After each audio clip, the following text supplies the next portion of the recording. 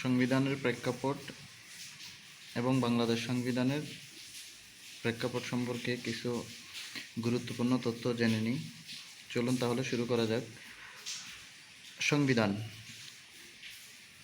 সংজ্ঞায় কিছু গুরুত্বপূর্ণ ব্যক্তির কথা নিয়ে আসা হয়েছে। যেমন অ্যারিস্টটল বলেছেন, সংবিধান হলো রাষ্ট্রের সেই জীবন বিধান যা রাষ্ট্র নিজেই বেছে নিয়েছে। লর্ড ব্রাইস, শাসনতন্ত্র হলো এমন কতগুলো আইন বা নিয়মের সমষ্টি যার মাধ্যমে রাষ্ট্র পরিচালিত হয়। C.F. স্ট্রং এর মতে সংবিধান হলো কিছু নিয়ম ও আইনের সমষ্টি যা দ্বারা শাসকের ক্ষমতা, শাসিতদের অধিকার এবং শাসক ও শাসিতের সম্পর্ক নির্ধারিত হয়ে থাকে।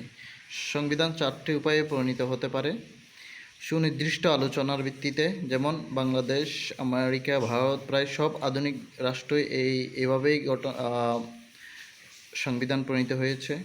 রাজার আদেশ, যেমন উত্তর কোরিয়া বা স্বৈরাচারী রাষ্ট্রসমূহ।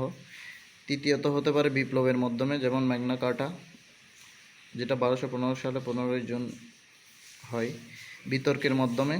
বিবর্তনের মাধ্যমে, যেমন ইউকে সংবিধান অর্থাৎ ইউনাইটেড কিংডম বা যুক্তরাজ্যের সংবিধান।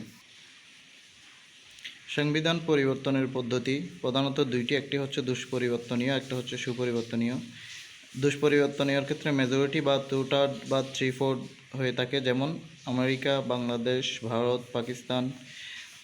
সুপরিবর্তনীয় সহজে পরিবর্তন করা যায়, যেমন অস্ট্রেলিয়া। লেখার ভিত্তিতে দুই ভাগে হতে পারে, যেমন লিখিত ও লিখিত। যেমন হচ্ছে লিখিতের মধ্যে সংক্ষিপ্ত ও লিখিতের মধ্যে খণ্ড খণ্ড হয়ে থাকে, নিয়ম বিভিন্ন প্রথা হয়ে থাকে, সাধারণত বিভিন্ন আকারে বড় হয়ে থাকে। বাংলাদেশ সংবিধানের পটভূমি 26শে মার্চ 1971 বঙ্গবন্ধু কর্তৃক ঘোষিত স্বাধীনতা ঘোষণা, যা অন্তর্বর্তীকালীন সংবিধান হিসেবে প্রথম অংশ বা প্রথমে প্রকাশিত। 10 এপ্রিল 1971 আগরতলায় তাজউদ্দিন কর্তৃক মুক্তিযুদ্ধের লিগাল ফ্রেমওয়ার্ক বা স্বাধীনতা ঘোষণাপত্র রচিত হয়। 17 এপ্রিল 1971 মুজিবনগর স্বাধীনতা ঘোষণাপত্র পাঠ করে বিশ্ববাসীকে জানানো হয়। একই দিন একটি মন্ত্রিসভা গঠন করা হয় এবং রাষ্ট্রপতি শাসিত সরকার ব্যবস্থা চালু করা হয়। একটি গঠনতন্ত্র চালু করা হয়, যেখানে বলা হয় রাষ্ট্রপতি সশস্ত্র বাহিনীর প্রধান হবেন এবং রাষ্ট্রপতি যাকে ইচ্ছা প্রধানমন্ত্রী নিয়োগ দিবেন। রাষ্ট্রপতি কর আরোপ ও অর্থ ব্যয় করবেন। রাষ্ট্রপতি নির্বাহী বিভাগের প্রধান হবেন। রাষ্ট্রপতি আইন প্রণয়ন ক্ষমতা লাভ করবেন। রাষ্ট্রপতি গণপরিষদের আহ্বান বা স্থগিত করবেন। 16 ডিসেম্বর 1971 বাংলাদেশের বিজয় অর্জিত হয়। 22 ডিসেম্বর 1971 প্রবাসী সরকার ঢাকায় ফিরে আসে এবং শাসনভার গ্রহণ করে। 10 জানুয়ারি 1972 বঙ্গবন্ধু দেশে ফিরে আসে। 11 জানুয়ারি 1972 বঙ্গবন্ধু রাষ্ট্রপতি হিসেবে ক্ষমতা বলে একটি অস্থায়ী শাসনতন্ত্র জারি করেন এবং উক্ত শাসনতন্ত্রে তিনি রাষ্ট্রপতি শাসিত সরকার ব্যবস্থা বিলুপ্ত করে। এই শাসনতন্ত্রের প্রধান 3টি অংশ ছিল, তা হলো বাংলাদেশে একটি মন্ত্রিসভা থাকবে এবং প্রধানমন্ত্রী এর প্রধান হবেন। রাষ্ট্রপতি তার দায়িত্বভার গ্রহণকালে প্রধানমন্ত্রীর সাথে পরামর্শ করবেন। 1970 সালে 7 ডিসেম্বর হতে 1971 সালের 1 মার্চের মধ্যবর্তী সময়ে বাংলাদেশের ভূখণ্ড থেকে জাতীয় এবং প্রাদেশিক পরিষদের নির্বাচিত প্রতিনিধিদের নিয়ে একটি গণপরিষদ গঠিত হবে।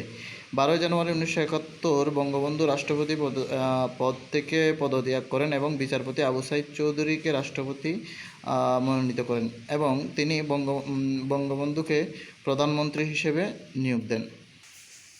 22 মার্চ 1972 রাষ্ট্রপতি গণপরিষদের অধ্যাদেশ জারি করেন। এখানে দুইটি দিক ছিল, এক হচ্ছে 12 জানুয়ারি যে তৃতীয় পয়েন্টে ছিল, আর এই পরিষদ বাংলাদেশের জন্য একটি সংবিধান প্রণয়ন করবে। এখানে জাতীয় পরিষদের সদস্য ছিল হচ্ছে 169 জন, প্রাদেশিক পরিষদে ছিল 300 জন, টোটাল 469 জন।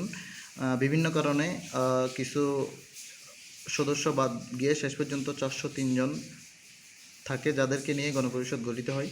এদের মধ্যে 3 জন ছিল বিরোধী দলীয়।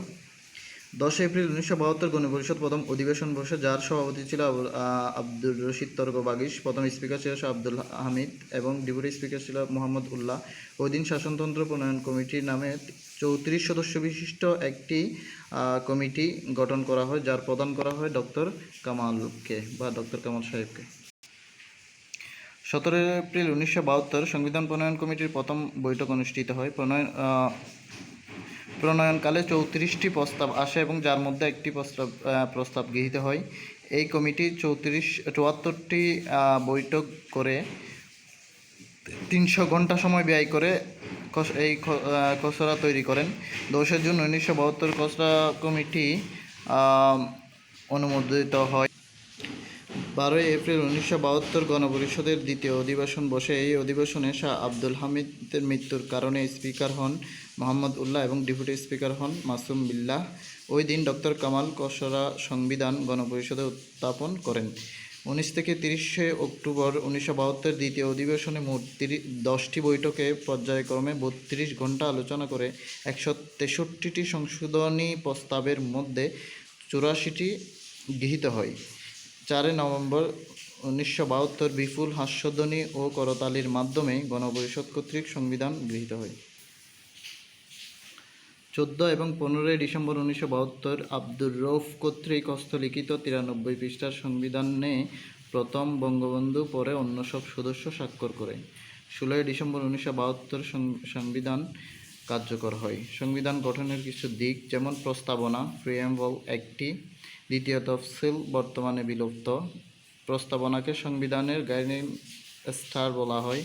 ভাগ, অধ্যায় বা পার্ট হচ্ছে 11টি, ধারা, অনুচ্ছেদ বা আর্টিকেল হচ্ছে 153টি, তফসিল বা শিডিউল আছে 7টি।